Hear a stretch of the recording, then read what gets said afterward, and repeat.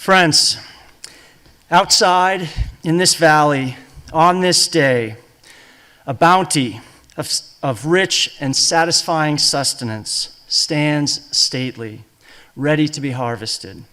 Inside, from the roots through to the fruit, river, soil, care, and this afternoon, rain, come together to feed our needs.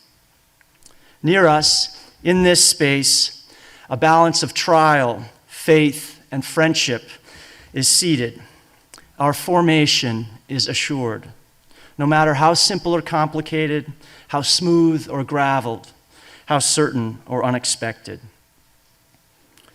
Introspectively seeking from 9th to 12th, from new to returning, the collective experience of this community comes together to feed our needs.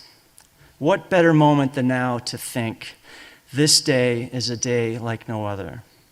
It is our convocation. It is your day. As such, in prayerful contemplation, we say, Amen. You may be seated.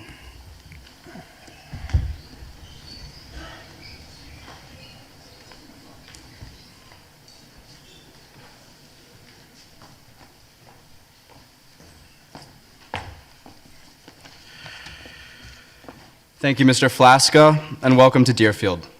Last year, Chiji, the former student body president, delivered this speech through Zoom.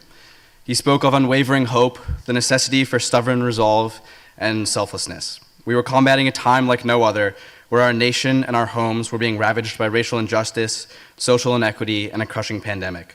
But he and the class of 2021 believed in Deerfield, in the strength of our community, and in all of you. Last year, our chief responsibility was to our health and the welfare of our broader community. We carefully donned our masks, washed our hands, got vaccinated, missed our families, and endured quarantines. Now, in spite of ongoing challenges, a new normal is slowly emerging, and I urge you all to help rebuild our culture and community. We have a unique opportunity not just to be together in this valley, but also to reinvent, uphold, and improve the traditions that make Deerfield home. We must collectively pioneer a Deerfield that is worthy of its heritage. The traditions we choose to revive, to build, to cull will endure long after we graduate. So we must be careful, intentional, and kind. We're building this community for everyone, with everyone.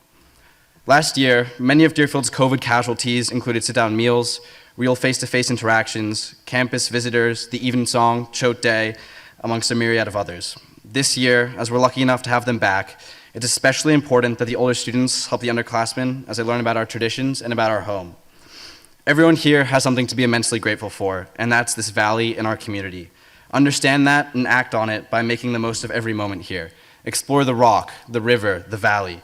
Make new friends and be kind, honest, and courageous. Deerfield's motto, Be Worthy, doesn't mean attempting Herculean tasks. It's about embodying a spirit of generosity, acceptance, and above all, love of community. As we endeavor to create a stronger Deerfield, we must abide by those words, and also by the spirit of Alfred Tennyson's words, to strive, to seek, to find, and not to yield. Deerfield is an incredible place with incredible peers, incredible students, incredible teachers, and unique opportunities. It gives us all a platform and resources to make the world a better place. Use them. Last year's challenges laid bare the true strength of our community. Our ability to get through a year largely defined by a pandemic is a testament to our collective resilience. This year, let's capitalize on that strength, carry on that momentum, and create the best Deerfield we can. Freshmen, I know Deerfield can be vast and intimidating, and in many ways it is, but I can tell you that I am envious of you all because you get 4 more years in this valley. 4 more years to grow, to make friends, and to turn Deerfield into home. As you begin your journey, turning into the men and women who will one day define and lead Deerfield, promise to be kind, to make genuine relationships and good decisions, trek your own path, and be true to yourself. Sophomores, cherish your proctors and make memories. This is a new Deerfield for all of you, and so I urge you to be open and excited for all the new changes, buy into everything. Juniors, you have a challenging year ahead. Buckle down, listen to your teachers, try not to get overwhelmed, and know that you will get through stronger and hopefully wiser. Seniors, this is our year. Our time is short. One of our 4 years has already been taken from us, so we need to make the most of this year. It's our turn to be role models and carry on the torch that has lit hundreds of years of Deerfield spirit. Think back to the leaders that you looked up to as impressionable freshmen, Embody that spirit and imprint your own leadership onto the next generation of Deerfield. Finally, I would like to give an incredible thank you to the dining hall staff, maintenance and shipping departments, faculty, and all other staff members. Thank you to Dr. Austin and to the deans who have worked tirelessly to make this year possible. The first couple weeks of school are always crazy and chaotic, but in chaos be kind. Over my time here, I've heard teachers and alumni say that the days are long, but the years are short. Personally, I can't believe how fast my 4 years have flown by, and I expect you will all feel the same way soon. So make the most of your days, endeavor to create a new and better Deerfield, be kind to each other, and be worthy. Deerfield, it's great to be back. Thank you and good luck.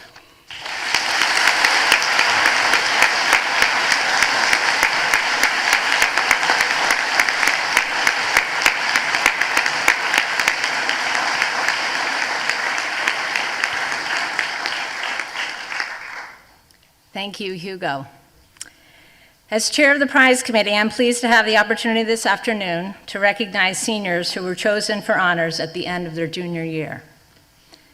10 members of the class of 2022 have earned early election to the Cum Laude Society. As I read your name, please stand and stay standing, and we'll hold our applause until I've read all of your names. Jean Chun. Ella Folks. Blair Huang. Aaron Lowe. Elena Liu. Nelson Mills. Yongjin Park. Nicole Singh. Lily Zhang.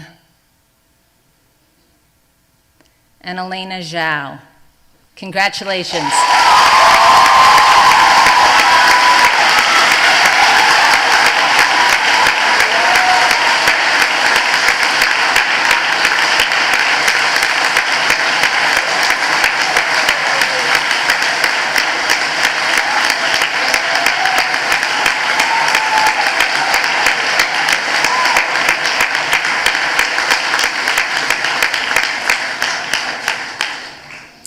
So we'll have your certificates for you in the Academic Affairs office, so you can stop by this week and pick yours up. The first award I will read is one that was announced at the end of last year, but we always mention it again at Convocation, and that's the Williams Cup. To a member of the junior class who, in the opinion of the senior class, has shown breadth of interest. The award went to Isha Rao.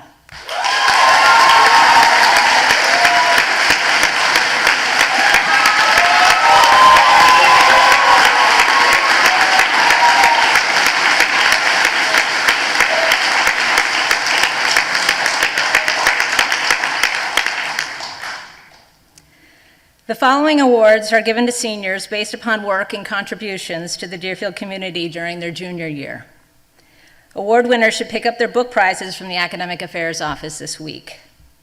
As your names are read following each citation, please stand as we acknowledge your honor with our applause.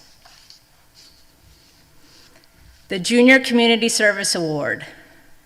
Given by the Executive Committee of the Alumni Association, this award recognizes both breadth and depth of commitment to community service during and prior to a student's junior year.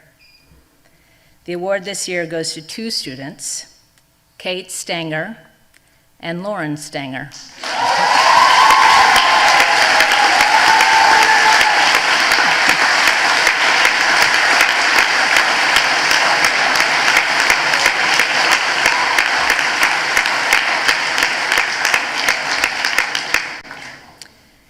The James Smith Award, to a student who has exhibited a keen interest in and talent for athletics and sportsmanship, and who has demonstrated consistent academic achievement.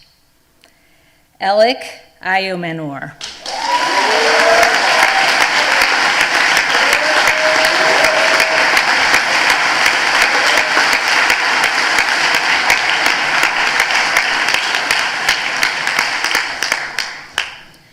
The Jenny Arms Sheldon Award, To a student who has demonstrated exceptional enthusiasm for and talent in athletics and who has demonstrated consistent academic achievement, Kelly Howe.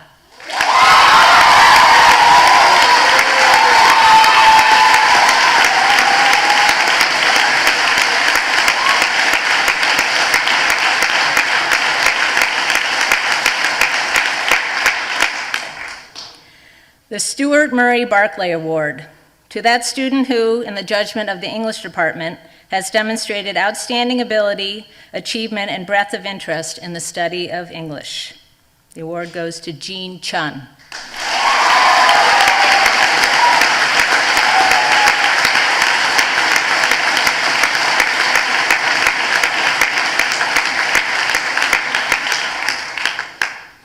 The Jacqueline and Asa Bates History Prize for superlative analytical writing about United States history based on primary source research, Anne Duong.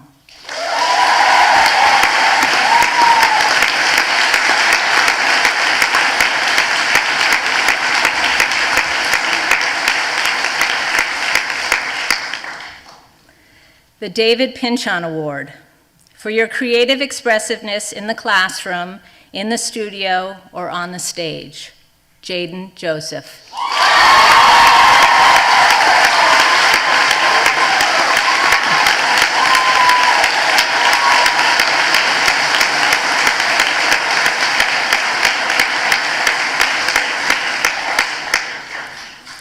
The Eric Widmer Award for your commitment to the world beyond the campus, both here and abroad, Ella Folks.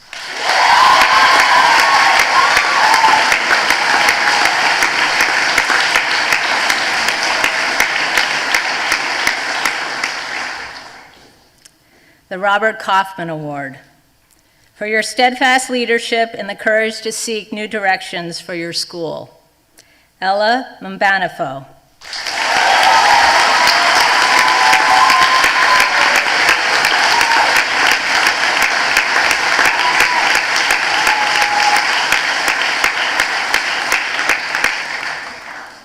The Margarita O'Byrne Curtis Award for your delight in learning and your uncompromising academic standards. The award goes to Connor Olson.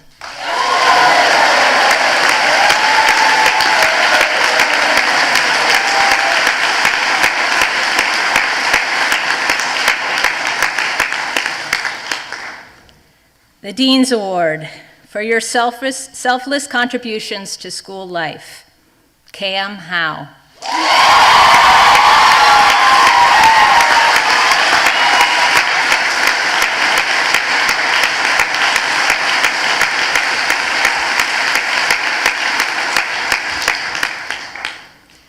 The Ainsley Elizabeth Locke Spirit Award. This award recognizes a rising senior who has demonstrated an infectious spirit and extraordinary selflessness. An inquisitive mind and determination to embrace others make this student both a unifying agent and a quintessential ambassador of the Academy's mission. Morgan Moriarty.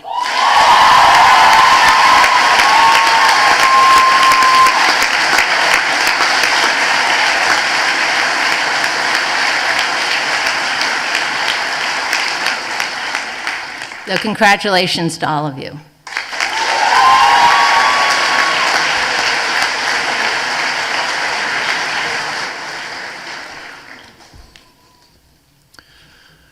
Good afternoon and welcome, Deerfield. Thank you, Mr. Flaska, Ms. Hempel, and Hugo for your remarks and participation today. I want to congratulate those students who received prizes today and to thank all of you for an absolutely incredible start of the school year. I especially want to thank again our proctors, our student leaders, and our seniors, the class of 2022, for your engagement and work with new and younger students over the last days as we've sought to recapture the spirit of Deerfield and reaffirm its most important values. I'd like to begin by expressing my gratitude to the Deerfield faculty and staff who worked tirelessly over the summer to prepare us for the coming year. Their collegiality creativity, and dedication continue to inspire, especially given the challenges our community has faced over the past 18 months. Together, they've embodied our most important virtues: perseverance and resiliency through hardship, the highest levels of personal responsibility and professionalism, great teamwork and collective purpose, kindness, and care for others. As we begin school, I think it is important to remember that Deerfield, your school, is the work of many hands and hearts, a great intergenerational accomplishment whose strength has been built over many decades. We owe a great debt of gratitude to those who came before and support us now: trustees, alumni, parents. Their collective efforts have been instrumental in bringing us to this moment and this year. As you probably know, Mr. Boyden was headmaster of Deerfield for 66 years. He and Mrs. Boyden, his lifelong partner in building modern Deerfield, believed in the unique and irreducible power of secondary education, not as a means to an end or mere preparation for college, but as itself something precious and defining. They believed, like this faculty and the generations of faculty who have come before, that these years are at their best years of wonder and formation, where the contours of your character and your judgment are formed, and where the sustaining habits of curiosity, creativity, and joyful inquiry come to life. As you begin your Deerfield career, or begin the end of your Deerfield career, it's worth remembering what this time in your life means and the opportunities, the extraordinary opportunities it holds for you. Convocation marks the formal beginning of the school year, particularly the academic year. It's also an opportunity for you to hear from a distinguished member of our community. And in a moment, I will introduce you to Mrs. Taylor, last year's holder of the Greer Chair, the highest honor we bestow on a member of the Deerfield faculty. As I thought about my introduction to Mrs. Taylor, I was reminded of a phrase from our assistant head of school for academic affairs. Dr. Hills likes to speak of what he calls a practitioner's mindset. As he was heading off to chemistry class one day last spring, following a meeting, he said to a small group of us, "We're off to make molecules." I'm not exactly sure what that might mean, but it sounds exciting. It sounds interesting.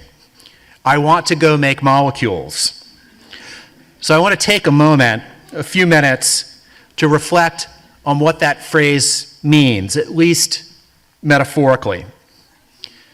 To bring the mindset of a practitioner to your work as a student is to think in a disciplined way, to practice a discipline in the way you practice a musical instrument or a sport.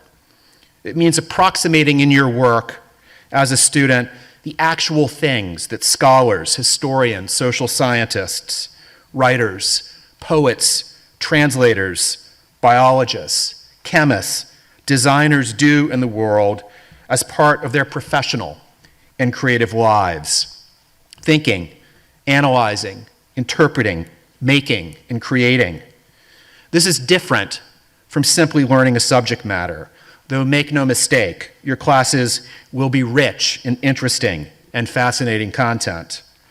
But in some ways, all of this content, however necessary and important, is insufficient.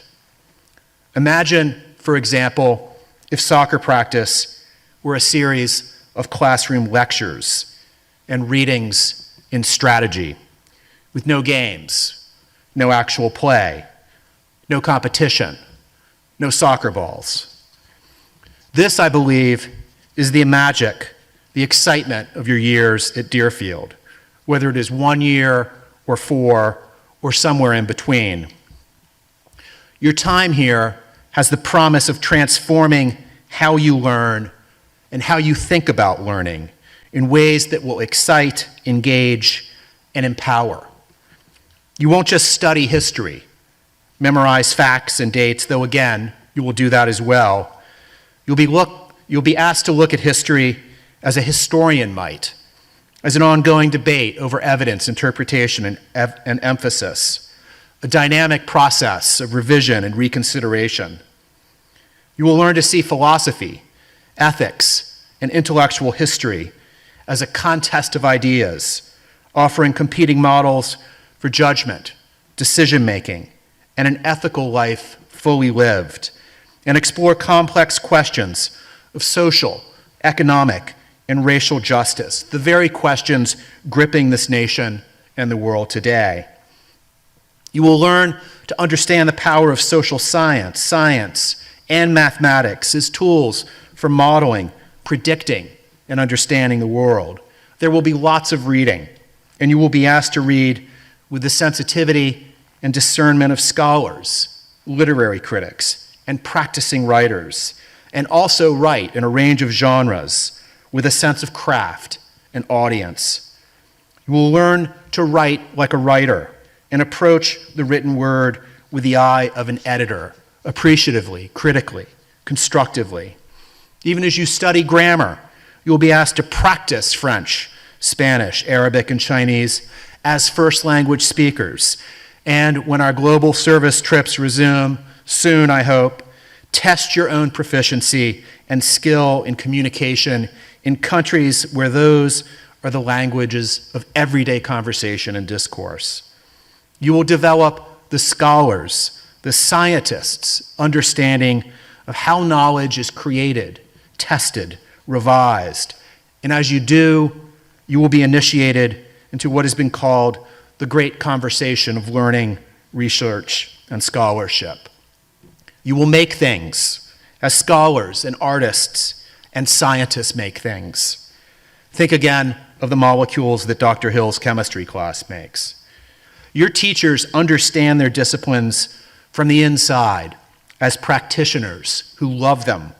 They are expert at creating authentic learning experiences that approximate the kind of work that scholars, scientists, and professionals actually do.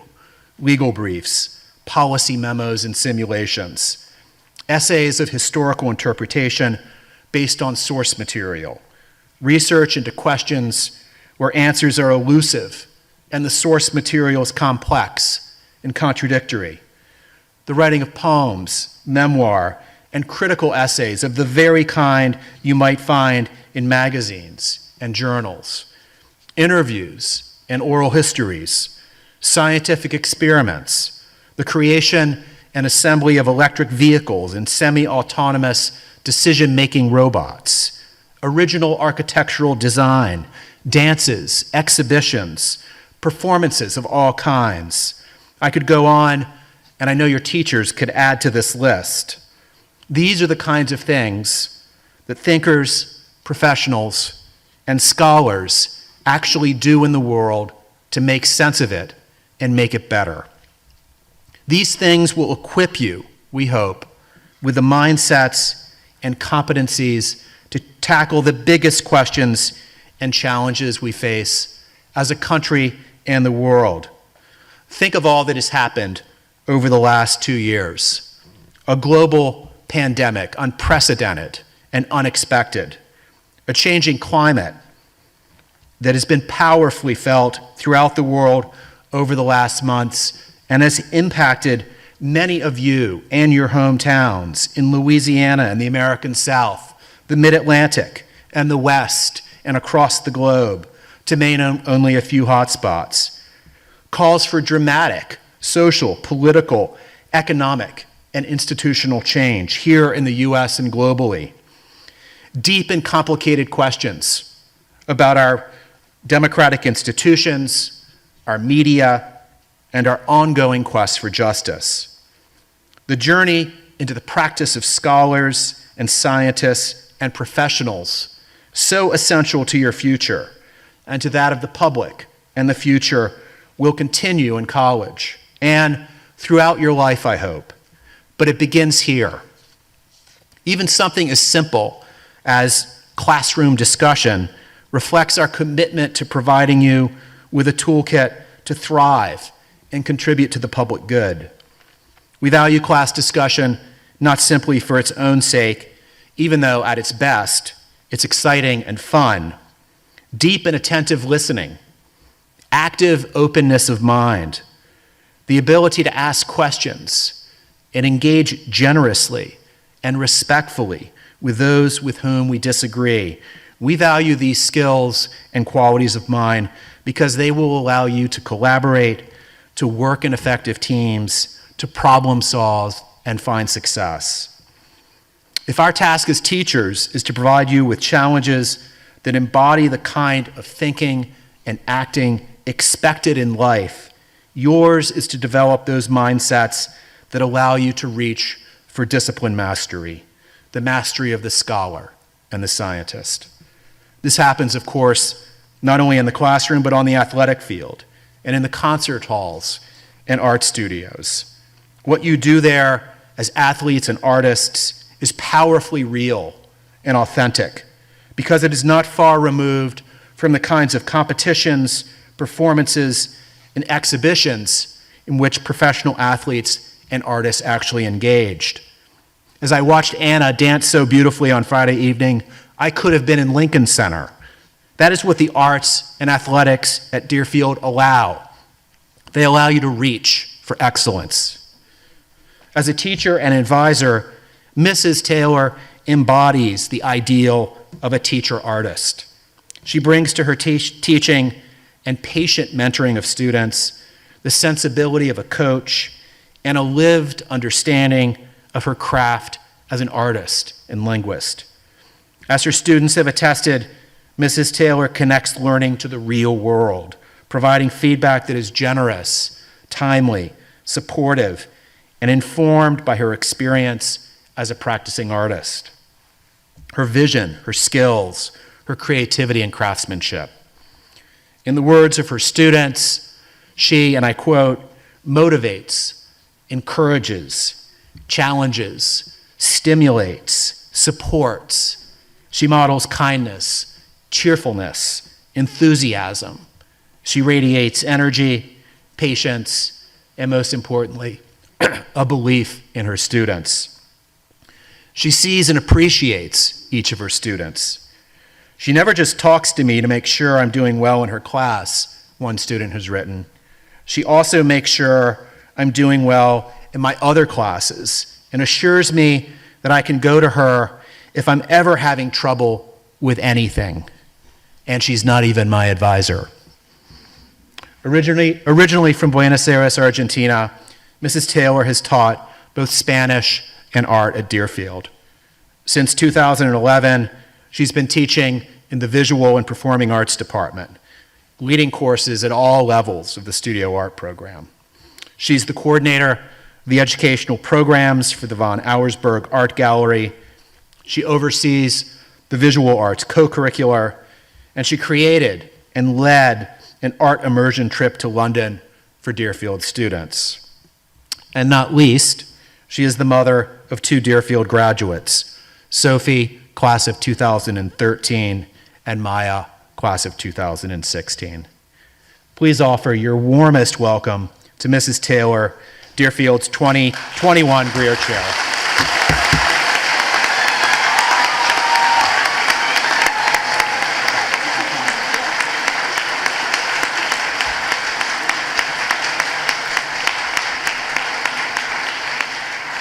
Thank you.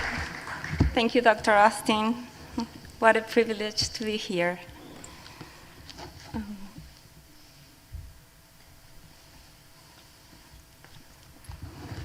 Dr. Austin, esteemed guests, faculty, staff, and students, it is a great pleasure to have this opportunity to address you all at the start of another exciting year.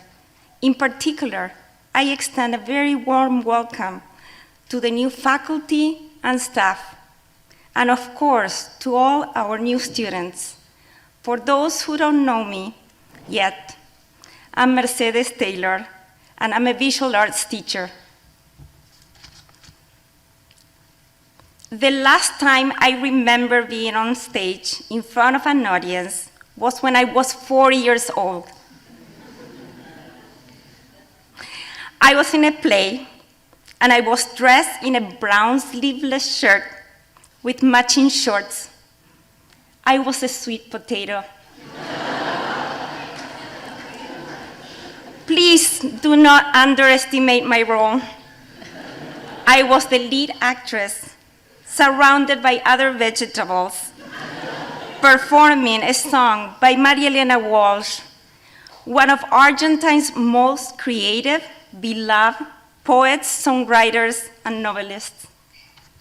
Here I am today, many years later, in front of an audience again, hoping that my experience performing as a sweet potato has given me the skills that I need to be in front of all of you.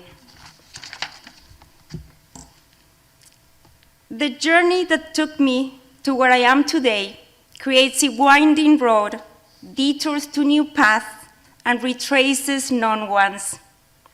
My journey makes me think of recent bike rides, beginning with familiar roads and some sense of direction, but open to the discovery of new paths. I have always enjoyed getting somehow lost, whether on my bike rides through Western Massachusetts, the cities that I've lived, or the museums that I visited. I enjoy letting my curiosity lead my way. I'm fully aware of the power of seeing things for the first time, and I always anticipate those experiences with excitement. How magnificent is to find the light in shapes, colors, and lines. The appreciation for the arts is a gift that I feel I received as a child, and I have continued to cultivate throughout my life. I grew up in a family of painters, woodworkers, and architects.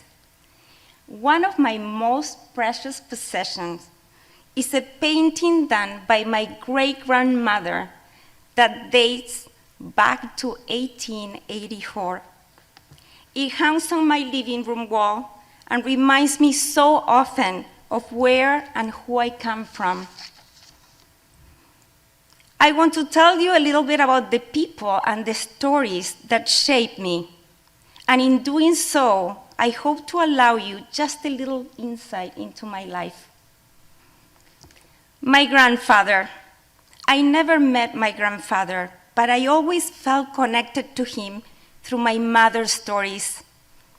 Everyone adored this man who could create anything in his neatly organized studio. His children, nieces, and nephews often asked him to make drawings and create toys. A miniature replica of a family farm, dollhouses, intricate and detailed ships.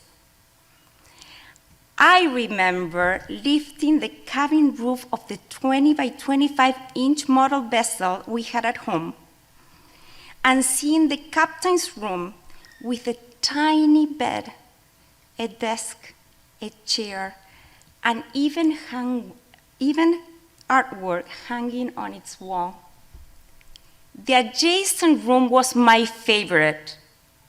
It was a very small bathroom with a sink, a toilet, and a miniature toilet paper roll you could so easily miss. I did not miss it, though.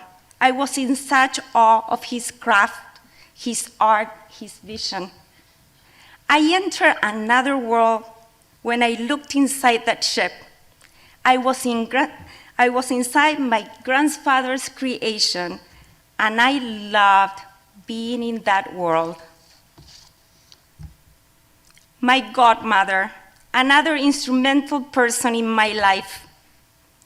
I was so lucky to have a godmother who took the time to show me a world of art I might not have known otherwise. With a passion for the arts instilled by the nuns who raised her, she was a specialist at finding free art events in our city. We attended plays, concerts, operas, puppet shows, and our yearly and most anticipated event, Holiday on Ice, where beautiful American skaters delighted us with their display of gorgeous costumes in carefully choreographed performances. I now know that those were the events that without any doubt helped develop my own love and passion for art. Now please close your eyes.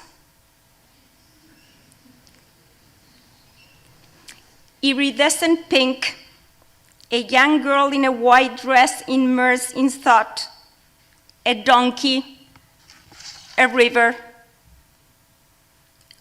Open your eyes, but keep that in your mind. The pink, the girl with the white dress, the donkey and the river are possibly the earliest memory I have of an artwork. I was 5 years old, and I was visiting the Museum of Fine Arts in Buenos Aires with my mother.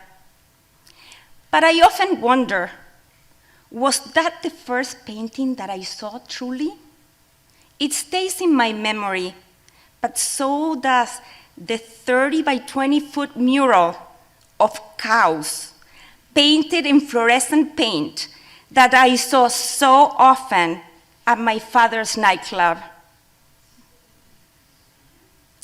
What was in these paintings that captured my attention? Why does my mind return to them so often? Was it the light that the paint reflected? The hundreds of cows glowing? Or the image of the quiet, independent girl immersed in thought? My mother gave my brother, sister, and me quite a lot of independence from a young age. We lived in the city of Buenos Aires, and we had a small apartment in a neighborhood with a bakery, a butcher shop, a small market, a toy store, a beauty salon, and a corner cafe where the waiter waved and chatted every time we went by. By an early age, I already moved around the city on public transportation with my sister, walked to friend houses in other neighborhoods, and shopped for groceries for my family in nearby shops. By age 9, I had learned to negotiate the price of apples, oranges, and potatoes, and to keep an eye on the shop owner so that he only would add the best produce to my shopping bag. I became good at this, and I would ask for a better apple if I saw that one bad one had accidentally gone into my bag. High school.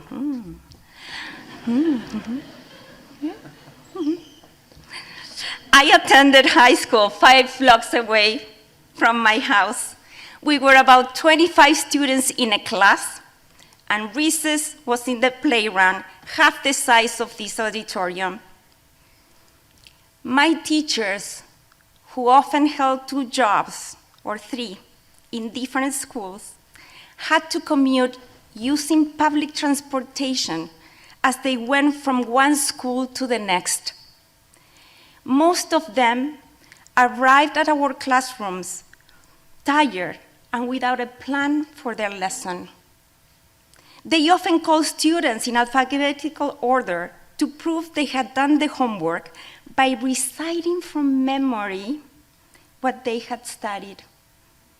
By the time it was my turn, I had listened to the same lesson a good 23 times. It is not surprising that it was not until I started college in the United States that I began to look forward to being in class.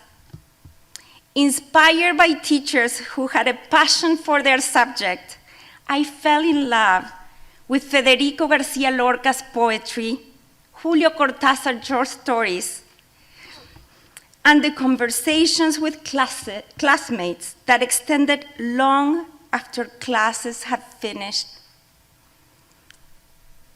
I feel so privileged and grateful to work in a school that supports teachers to keep learning and to inspire and care about their students. I know firsthand what it is like when the support for teachers is simply not there. But allow me to continue with my time in Argentina. From the time that I was 9 until I was 17, we lived under a military dictatorship that had staged a coup and taken power in our country. My memories of school during those years are riddled with worries about kidnappings, terrorists, bombs, and sometimes a shortage of food. I vividly remember walking by the hole in the wall and the shattered windows that the bomb that killed Paula Lambruschini, the daughter of a general, created in the apartment building located on the same block that my siblings and I used to walk so often to my father's house.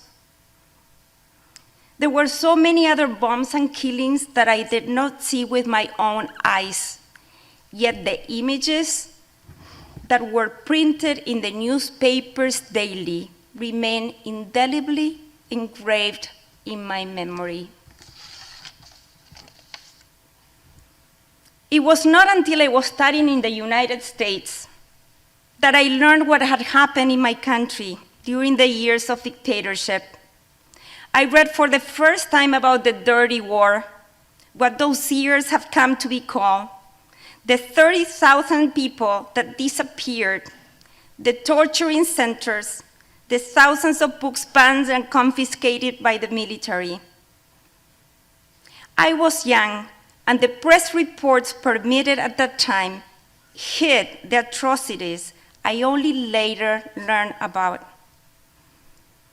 A couple of years ago, my mom and I went back to the Fine Art Museum in Buenos Aires to see the art exhibition, Painting and Memory, by the artist Carlos Alonso.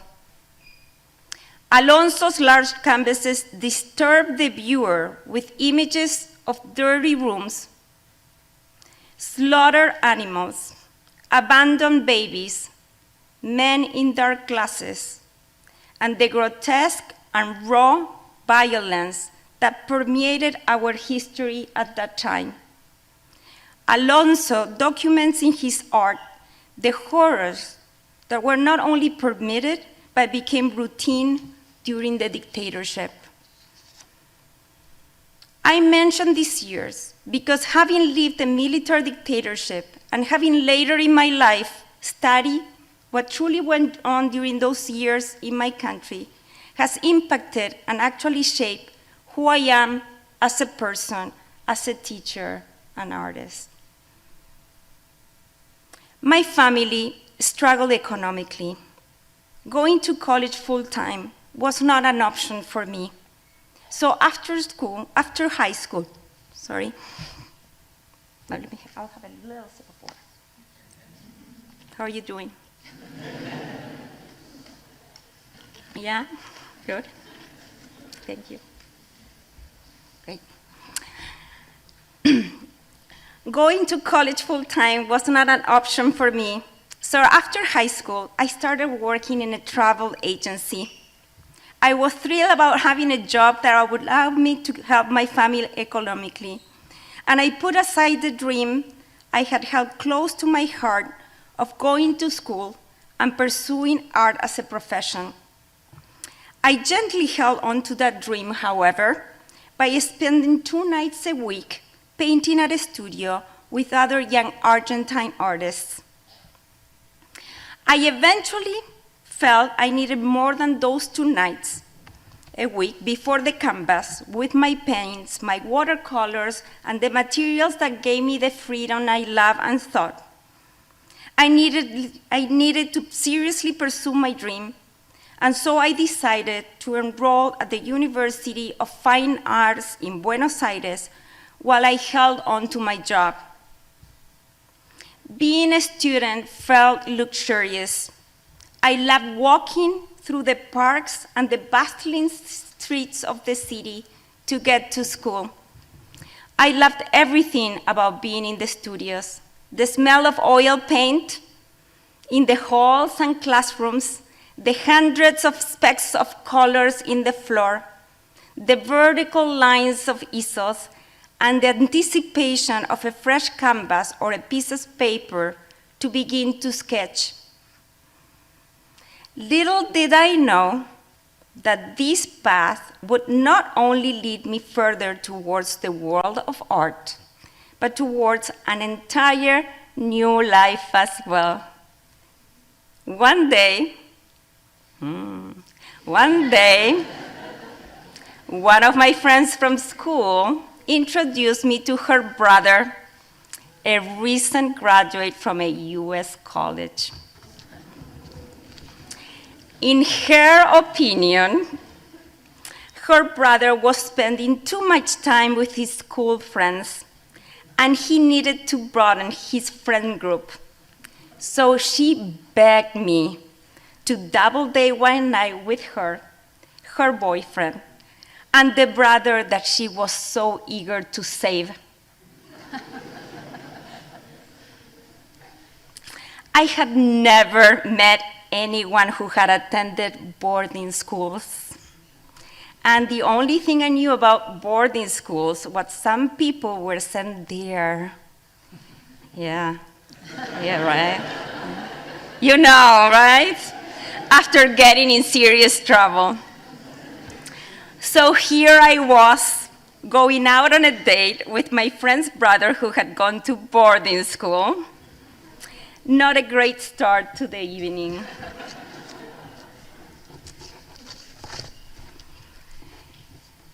So that night, I met the man I was to save. Unexpectedly, it was a wonderful beginning to what later became a lifelong friendship, relationship, and yes, marriage.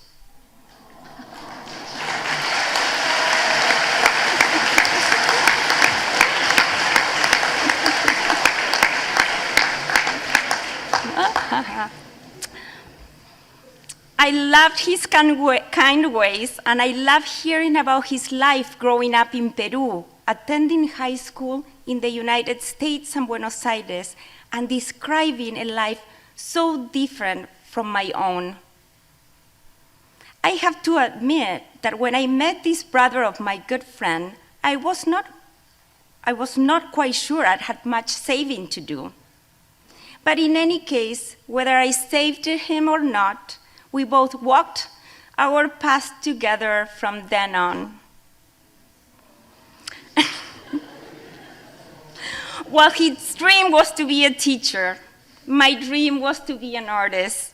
And from the moment we set foot in this country, we both worked and supported each other to follow our dreams. For my husband, it meant he had to learn to be a Spanish teacher and pursue a master's in education. And for me, it meant I had to learn English and to start my undergraduate studies at age 26. I was aware I had a huge educational gap to fill and years of work ahead. The Deerfield community impressed me from the moment we joined in. I became an observer of the people who made Deerfield work in a way that I had not seen educational institutions work before. Friends became role models, and later some became my mentors. I started my undergraduate degree and became a Spanish tutor for Deerfield students before taking a post as a Spanish teacher at Deerfield. In my free time and during summers, I continue studying art on my own, visiting museums, and taking classes wherever we were: Amherst, New York, Buenos Aires, Northampton, London. I knew I wanted to teach art. I had met Mr. Dickinson, Deerfield's beloved art teacher, in 1990. He was talented, fun, and would always say, "I can teach anyone how to draw." However, it was not until 25 years later, once I finished college, honed my skills as a Spanish teacher for many years, raised two amazing daughters, and had collected hours of studying art on the side, that I joined Mr. D teaching art in the studios. I now share Mr. D's belief that I can teach anyone how to draw, and as importantly, that through drawing, I can teach my students how to see, how to look. As of late, I mentioned, I have taken up bike riding as a slow-looking exercise for my senses and my soul. These past weeks, I have ridden my bike, reflecting on my journey and thinking of this talk. I'm continuously grateful for the opportunities that I've had, the love and encouragement of my family, the patience and generosity of my teachers and mentors, and a profession that allows me to continuously learn and grow. I am grateful for the beauty and the peace that surrounds the place that I now call home, with its hills, rivers, orchards, small towns, and old farms. This is a place I continue to explore and allow to blend with memories from my past. As I'm writing, the woman hanging the laundry outside her barn reminds me of my resilient and loving mother and how much she cared for her children when my father left our home. And as I see the shapes born of the filtering light through the trees, I see my spirited godmother, who at 86 still teaches me how to see, how to look. Suddenly, the sound of flowing water makes me turn to a new gravel road, and I anticipate with excitement the new discoveries this path will bring me. As we begin this year, I would like to share with you a few tips to think about. I invite you to practice seeing and noticing. Go on slow-looking walks. Take the time to notice the shifting beauty of the place that brings us together and appreciate the experiences that allow us to learn and grow. Never abandon your passions, and make the time to always do that something that you love and nurtures your soul. I encourage you to explore new paths, knowing that your teachers and members of this community are right here to support you in your journey. And finally, always remember to thank the people who open doors for you and inspire you in simple and profound ways. I wish you all a year full of wonder and joy. Thank you.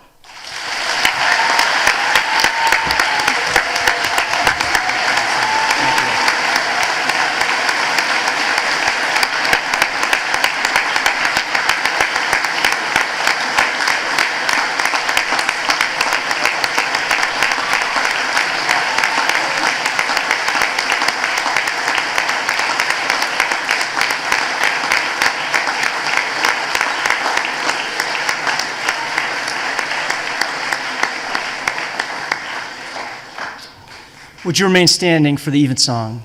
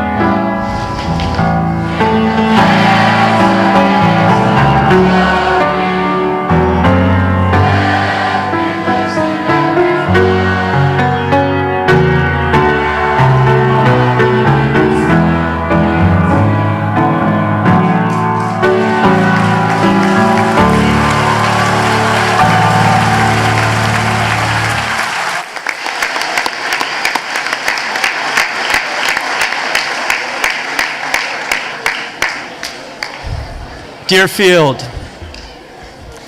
please remain standing. In chaos, be kind. In chaos, be kind and find harmony. At Deerfield, seek chaos, seek challenge, lean into tough conversations, and find harmony. That's wisdom, and that's wisdom from Hugo Nutting. That's a true story.